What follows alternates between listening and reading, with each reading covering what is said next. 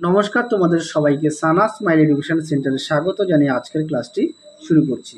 আজকে তোমাদের সঙ্গে আলোচনা করব তোমরা যারা নবম শ্রেণীর তৃতীয় পর্যায়ক্রমিক মূল্যায়ন পরীক্ষা দেবে তোমাদের জন্য রায় ও মার্টিন প্রশ্নবিচিত্র থেকে আজকে সমাধান করে দেখাবো নবম শ্রেণীর ইতিহাস বিষয়ে মডেল নাম্বার 15 অর্থাৎ 15 নম্বর স্কুলের তোমাদের সমাধান করে দেখাবো।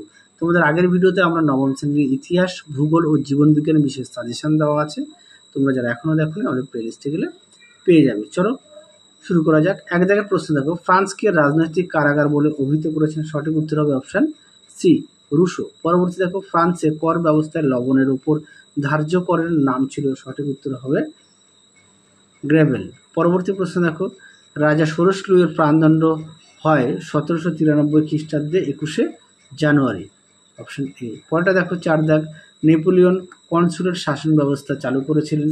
সঠিক উত্তর হবে 1799 খ্রিস্টাব্দে। Option B. পরবর্তী দেখো, নেপোলিয়নের নীল নদের যুদ্ধে পরাজিত হন।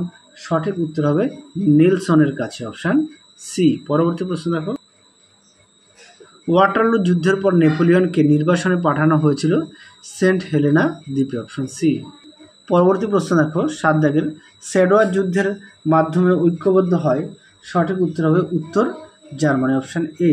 পরবর্তী দেখো, শক্তি সাম্য নীতির দ্বারা কোন দেশের চতুর্দিকে বেষ্টনী গড়ে তোলা হয়। সঠিক উত্তর হবে ফ্রান্স। Option C.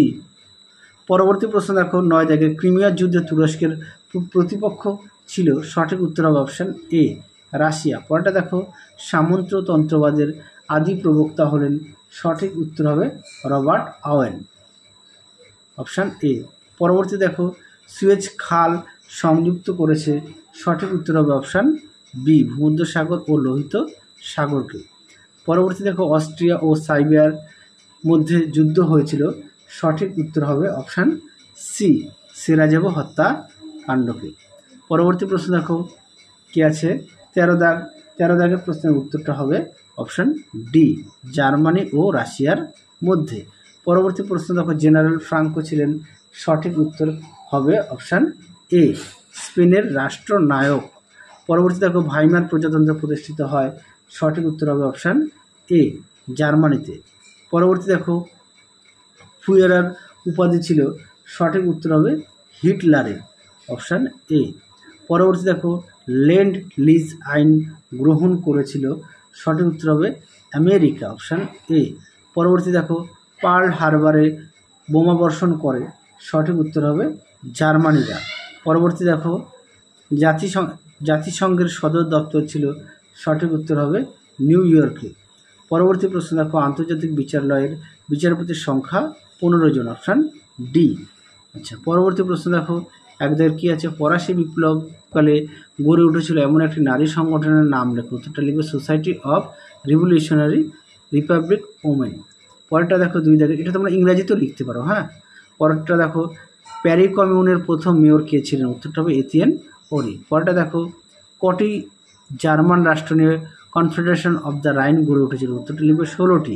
4 দাগ দেখো, ফরাসি বিপ্লবের কোন আদর্শটিকে নেপোলিয়ন গ্রহণ করেনি। উত্তরটা হবে গণতন্ত্র। পরেরটা দেখো, সত্য মিথ্যা কী আছে। 1 দাগের প্রশ্নের উত্তরটা হবে মিথ্যা, 2 দাগেরটা হবে সত্য, 3 দাগেরটা হবে সত্য, 4 দাগেরটা হবে সত্য। পরেরটা দেখো, বিবৃতিগুলো দেখে নাও। 1-এর সি, আচ্ছা 2-এর বি, আচ্ছা 3-এর এ, 4-এর বি। পরবর্তী দেখো, স্তম্ভ মেলাও। তোমরা একটু দেখে নাও স্তম্ভ মেলাটা। হ্যাঁ, আমি মুখে বললাম একটু দেখে নাও। পরবর্তী প্রশ্ন দেখো, বিভাগ গয়ের প্রশ্নগুলো। 1-এ আছে, ফরাসি সংবিধান সভার 2টি গুরুত্বপূর্ণ সংস্কার উল্লেখ করো। উত্তরটা দেখো, প্রশ্নের উত্তরটি দেখে নাও, সুন্দর করে দেখো, পয়েন্ট দিয়ে দেওয়া আছে, তোমরা এখান থেকে পড়ে নিয়ে লিখবে। পরবর্তী প্রশ্ন দেখো, সন্ত্রাসের রাজত্ব বলতে কি বোঝায়। দেখো উত্তরটি দেখে নাও, প্রশ্নের উত্তরটি তোমরা এখান থেকে এই পর্যন্ত লিখবে। আর তোমাদের আগের ভিডিওতে আমরা নবম শ্রেণীর ইতিহাস, ভূগোল ও জীবন বিজ্ঞান বিষয়ে সাজেশান দেওয়া আছে। তোমরা যারা এখনও দেখোনি আমাদের প্লে লিস্টে গেলে পেয়ে যাবে। পরবর্তী দেখো, ক্যাম্পো ফর্মি এর সন্ধি কবে কাদের মধ্যে হয়েছিল। দেখো উত্তরটি দেখে নাও, প্রশ্নের উত্তরটি তোমরা এখান থেকে এই পর্যন্ত লিখবে, দেখে নাও। পরবর্তী প্রশ্ন দেখো, শত দিবসের রাজত্ব কাকে বলে।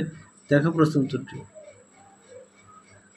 দেখে নাও, প্রশ্নটির উত্তরটা তোমরা এখান থেকে এই পর্যন্ত লিখবে, দেখে নাও, সুন্দর করে দেওয়া আছে।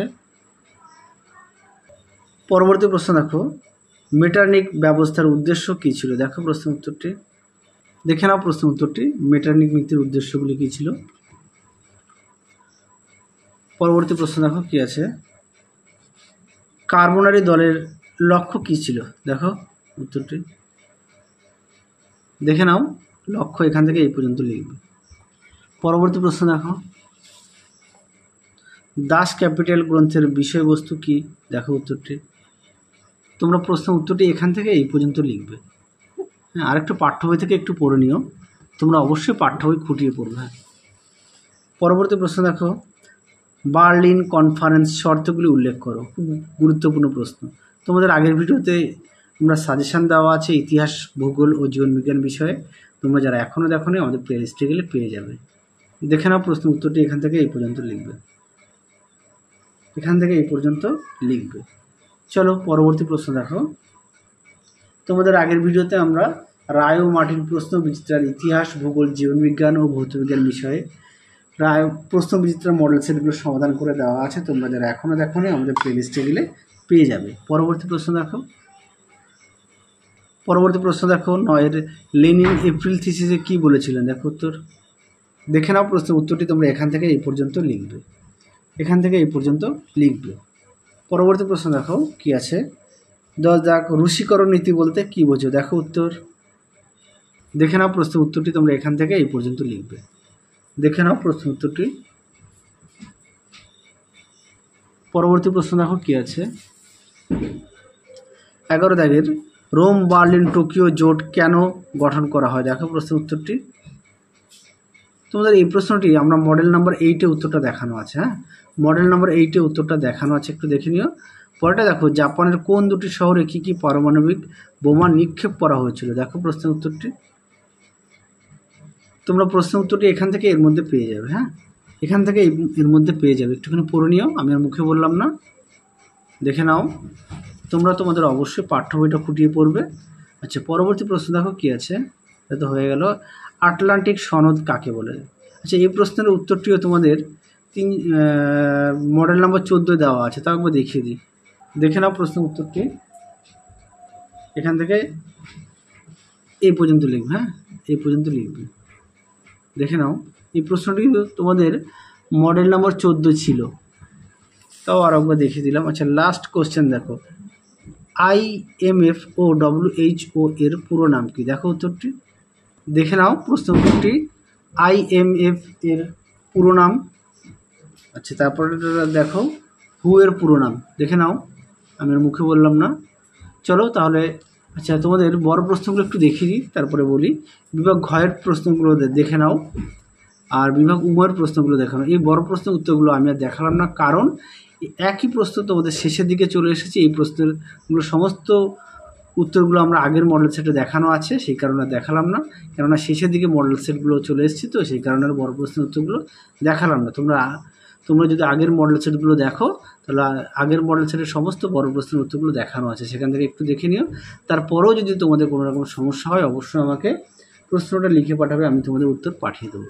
তাহলে চলো আজকের মতো এখানেই সমাপ্ত করছি, আবার দেখা হবে খুব শীঘ্রই তোমাদের পরবর্তী ভিডিওতে। তোমরা সবাই সুস্থ থেকো, ভালো থেকো, আজকের মতো টাটা।